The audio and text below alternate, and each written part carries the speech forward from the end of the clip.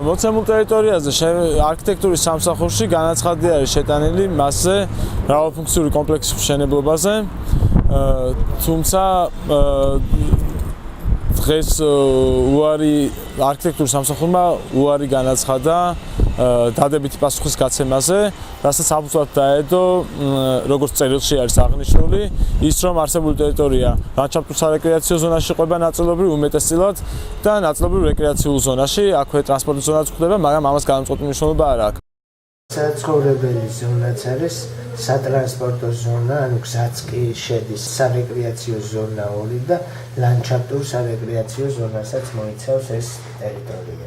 ეს ადგილი, ანუ ძირითადი ბირთვი ალბათ, სადაც შენობისა, როგორც უყურებთ, მაინც უწევს ამ ლანდშაფტურ სარეკრეაციო ზონაში. კი რაღაც დაშვებულია ისეთი გამაჯანსაღებელი ან რაც მარდეგვარდა რამდენად სავაჭრო ცენტრი შეიძლება ან გამაჯანსაღებლად ჩაითვალოს ან რამეებად ეხარო.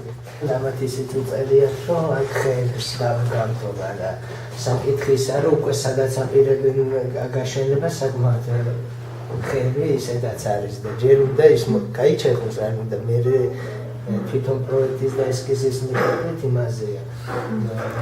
ტერასული რაც განაშენია შენობას აპირებენ და რომელზეც ნახატში არის ნამდვილად ხეები, რამდენად რეალურად გაამართლებს და დარგავენ უკვე სხვა საკითხია. შეიძლება ვიზუალში იმ მასალაში რაც წარდგენილი არის დაფიქსირებულია, რომ გამწვანება იქნება ამ სახურავებზე და ეს იქნება შეიძლება ითქვას კომპენსირება იმისი რაც გაიჩეხება ხეები ან უკვე გაიჩეხა, მაგრამ რეალურად ეს ფაქტიურად ვიღაცა შეცდომაში შეყავს ვიღაცას, ალბათ არ ვიცი არქიტექტორს დამკვეთი თუ რაიმე სხვა მიმართულებით არის ეს შეცდომა დაშვებული, მაგრამ რეალურად იმის განხორციელება, რაც ამ პროექტშია წარმოდგენილი, შეუძლებელია ბეტონის ფილაზე ხის გახარება იმ მასშტაბების, იმ ზომის ხის, რომელიც ნაჩვენებია პროექტში, ფაქტიურად შეუძლებელია.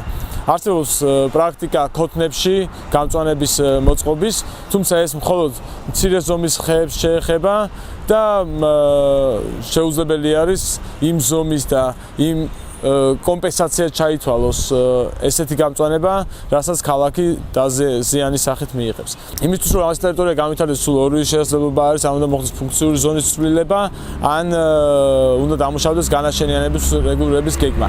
ძალიან ძნელი არის დეტალურად საუბარი, ვინაიდან არ არსებობს სრულყოფილი პროექტი, ყოველ შემთხვევაში არ არის გასაჯაროებული და მისი მოძიება ძნელია. აი ესეთი მსხვილი ობიექტი, დესტინაციის ცენტრი ნამდვილად უარყოფითად მოქმედებს სატრანსპორტო ქსელზე. მიუხედავად იმისა, რომ გაჟღერდა, რომ მომსახურება ძირითადად მოხდება ჰორიზონტალური ლიფტებით ან საბაგიროებით, მაინც შეუძლებელი იქნება იმ პრობლემების აცლება, რომელსაც ეს მოიტანს. ვინაიდან ამ საბაგიროსთანაც, ამ ლიფტთანაც ადამიანი რაღაცნაირად უნდა მოვიდეს და თუ აქ პირობითად ვამბობ, თუ ეყოლება ამ კომპლექსს, თქვათ 5000 მომსვლელი, ეს 5000 მომსვლის მანქანა სადღაც უნდა გაჩერდეს სავარაუდოდ იმ სადგურის, საბაგირო ქვედა სადგურის მისადგომებთან. როგორც ესკიზებზე ჩანს, ორი საბაგირო ხაზი ბოლო სადგური იქნება.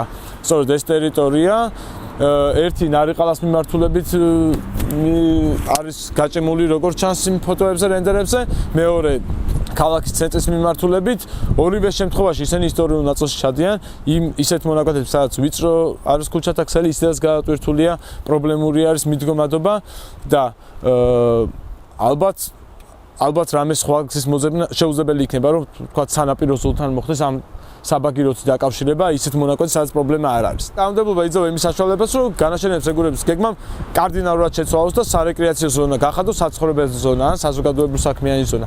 ეს რა თქმა უნდა კაზუსია შეცდომა არის, მაგრამ ეს სამწუხაროდ ესეთი რეალობაა, რომ განაშენების რეგულირების გეგმა იძლევა საშუალებას კარდინალურად შეიცვალოს სიტუაცია და პერსპექტივები ამ ტერიტორიის განვითარებას.